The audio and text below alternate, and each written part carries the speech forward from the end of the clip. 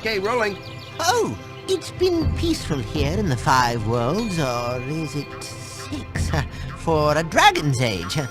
We now have 12,000 treasure, or is it 14,000? What about this Ganasty Gnork character? Now, I understand he's found a magic spell to turn gems into warriors for his cause. I'll take that question. Nasty Nork is a simple creature. Simple. He has been contained in a remote world and is no threat to the Dragon Kingdom. No threat! Besides, he is ugly. Ugly? That does it! Looks like I've got some things to do.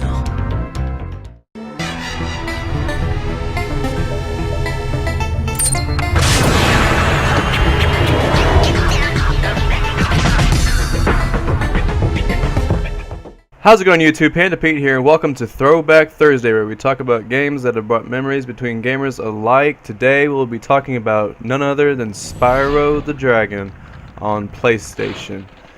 Now, Spyro the Dragon is a platform game developed by Insomniac Games for PlayStation, and it stars a character, a young purple dragon named Spyro, with his friend Sparks, which is a dragonfly.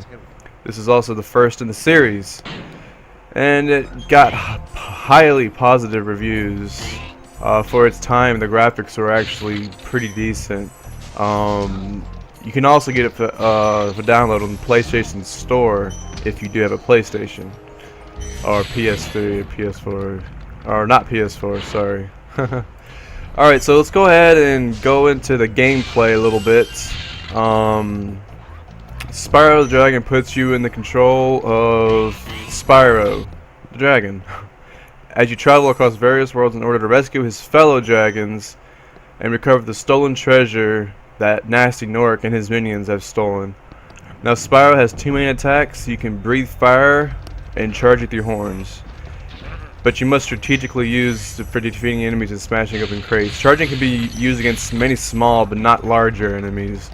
Fire is capable of defeating larger enemies, but can be blocked by enemies with metal armor, which makes no sense, really.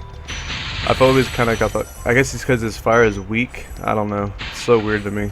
Spyro is able to glide while jumping to reach new areas, some allowing him to fly freely through the air. Now, his health is represented by the color of his dragonfly partner, Sparks.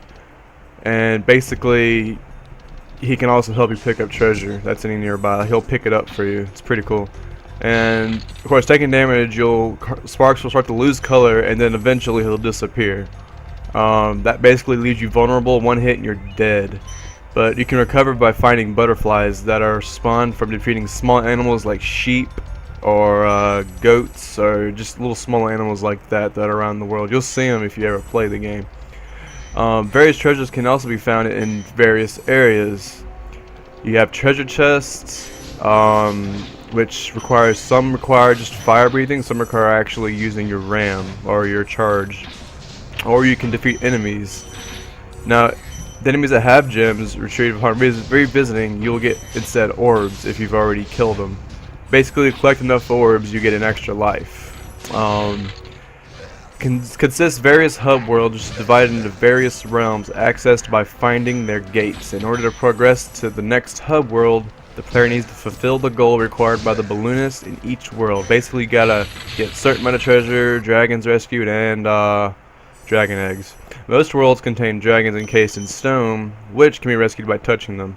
Some of these dragons offer hints, and their platforms can also be used to save the game. That was the only way to save the game. Eggs are in possession of speedy blue thieves, and you must chase them down, and you can either fire breathe them or you can just charge them, and then you'll recover the egg. Now, in order to beat the whole game, you must travel to the final homeworld and enter Nasty Nork's lair and defeat him, of course. And upon his defeat, you are presented with a closing cinematic and credits, and then they let you know to go to all worlds of realms to obtain every treasure, every egg, and every dragon to get 100% completion, so you can access Nasty's loot, which is a final level basically consisting of a lot of fucking treasure. So yeah, that's basically the gameplay and all. Let's go ahead and talk a little bit of the plot. Okay, so during the intro, a news team sets up cameras and you get interviewed. These dragons do, and then all of a sudden, out of nowhere, Nasty Nork starts encasing them all in stone, basically. And then that's when basically Spyro gets up and he goes off, and you go around all the different realms, freeing all the dragons. And yeah, basically that's it. I mean, that's the main like thing, like the main plot to this story. I mean, there's not really much else to it. But yeah, that's basically it. And then once you beat Nasty, like I said before, you get to go to his. If you get 100% completion, meaning collect everything before, you get to go to his loot and collect all of his loot that he's gathered.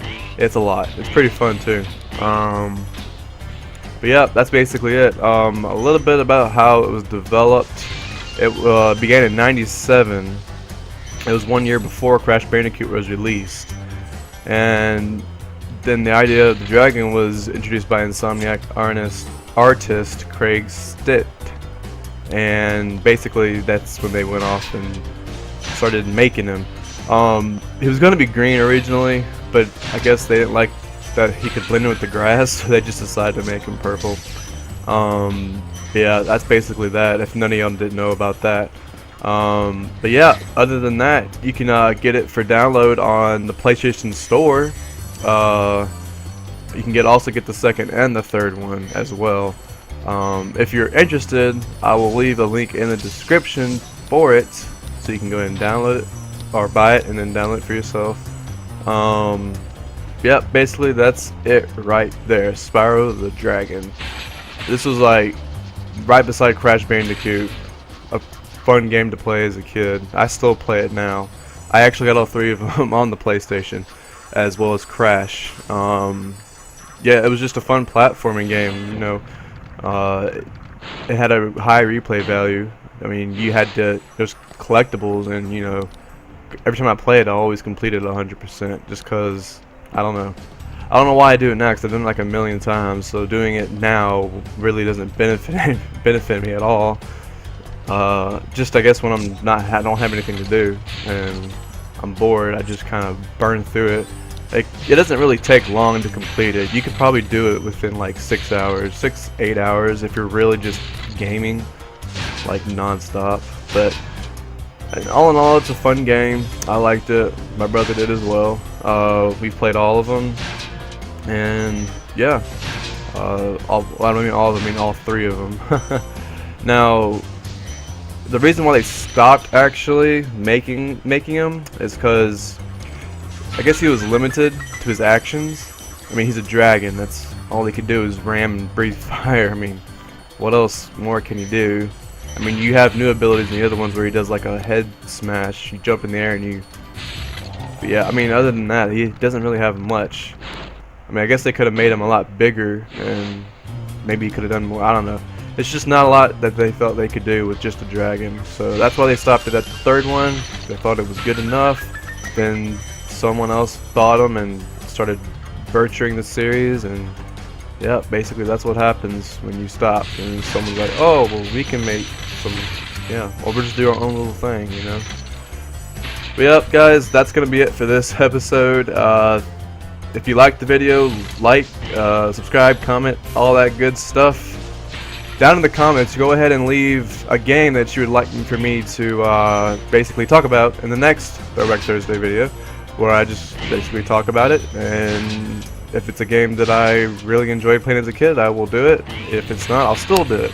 If it's any game in the past, doesn't have to be really old, just has to be something that was at least 5 years ago. So yep, guys, that's gonna be it. Thanks for watching, and as always, I hope you all have a great day, and game on. Spyro the Dragon, you've defeated Gnasty Gnorc, collected the dragon eggs, saved all the dragons, and recovered every bit of treasure in the Dragon Kingdom. How do you feel? I feel fired up, Bob, and I'm happy for the dragon world, of course. I certainly wouldn't want to spend the rest of my dragon days butting heads with Nasty Gnorc and his weird minions. What's a minion? Never mind. You know what they say. For every good battle, you need a good adversary. And I felt that Nasty, in spite of his misguided nature, was a worthy opponent. Uh-oh. Here we go again.